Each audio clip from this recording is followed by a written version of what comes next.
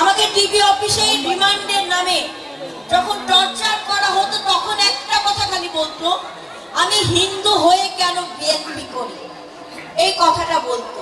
কারণ তাদের পারসেপশন তারা এমন ভাবে তৈরি করেছিল যে হিন্দু মানেই তারা শুধু নৌকা এবং আওয়ামী লীগ করবে, এর বাইরে অন্য কোনো কিছু নয়। কিন্তু আমরা মানুষের জন্য রাজনীতি করি, জনগণের জন্য রাজনীতি করি। আমি আমার সকল মা বোনদেরকে বলবো, আমি আমার পরম আত্মীয় আপনারা, কারণ আমি বিশ্বাস করি আত্মার সম্পর্ক সবচেয়ে বড় নিবিড় হয় রক্তের সম্পর্ক থেকেও। রক্তের সম্পর্ক বেঈমানি করতে পারে, আত্মার সম্পর্ক কখনো বেঈমানি করতে পারে না।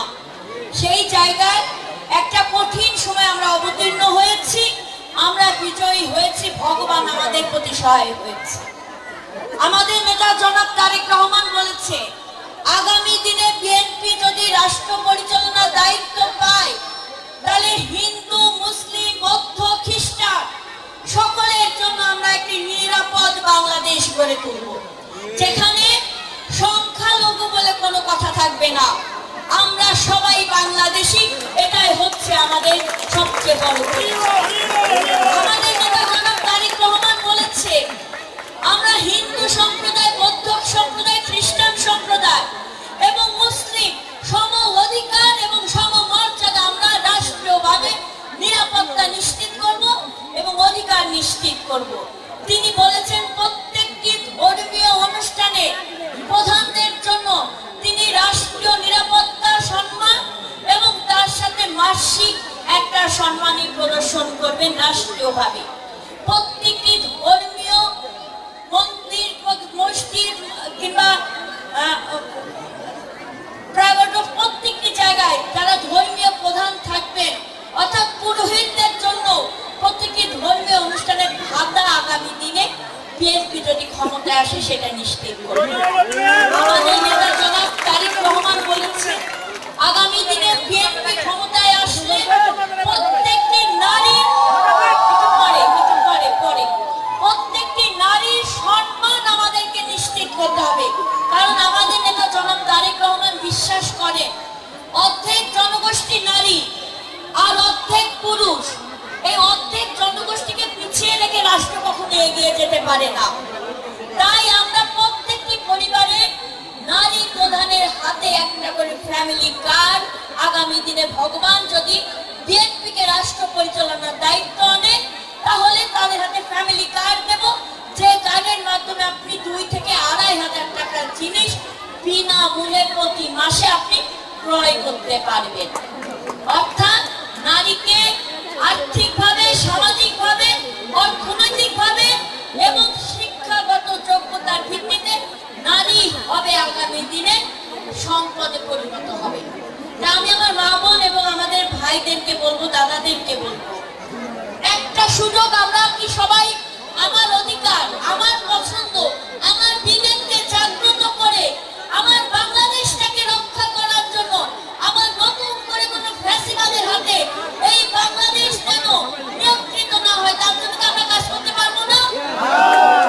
দাদা, আজকে ভগবানের যে আমরা আরাধনা করি, ভগবানের কাছে যে আমরা মাথা আত্মসমর্পণ করছি, ভগবানের নাম জপ করছি কেন? শান্তির জন্য তো, নিরাপদে থাকার জন্য তো, সুখ স্বাচ্ছন্দ্যে বসবাস করার জন্য তো।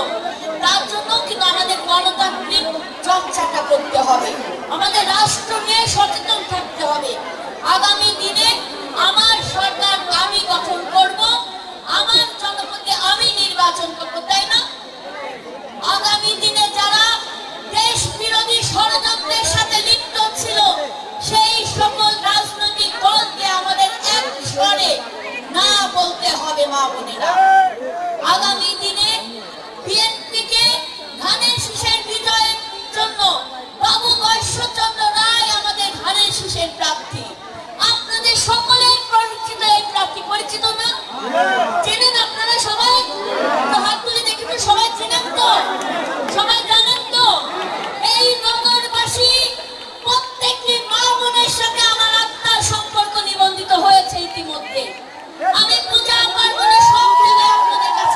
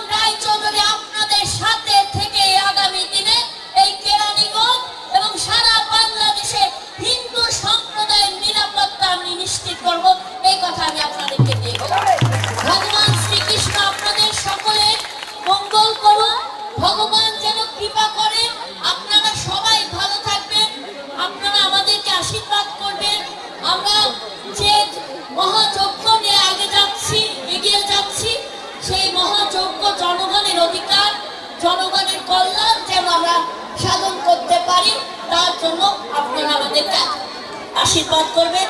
সবাইকে প্রণাম জানিয়ে আমি এখান থেকে বিদায় নিচ্ছি এবং আজকের এই নামযজ্ঞে আমাদের নেতা বাবু গর্ষচন্দ্র রায়ের পক্ষ থেকে একটা দিন একটু তাড়াতাড়ি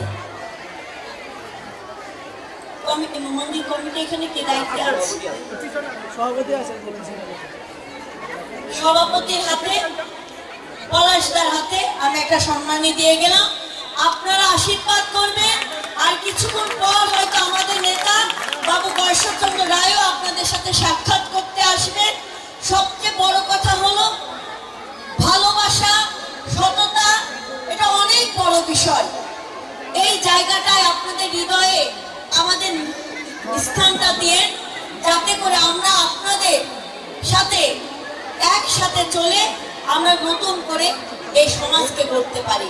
অনেক ধন্যবাদ। আমি আমাদের আসেন দিদি,